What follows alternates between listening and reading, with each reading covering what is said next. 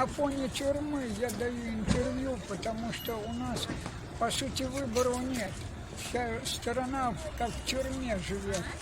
Я напротив тюрьмы сознательно собираю подписи. Люди боятся на площадях подходить открыто, подписывать. Я хожу по домам, собираю подписи по квартирам, что люди рассказывают, в какой нищете живут. Вот. По сути, под контролем все население страны. Вот. Свободно выразить свое слово люди боятся. Открыто подписи за Статкевича боятся дать. Вот почему открыто говорят, на кухне мы подпишем, выразим свое мнение, а открыто боимся. Также и на выборах. Вот.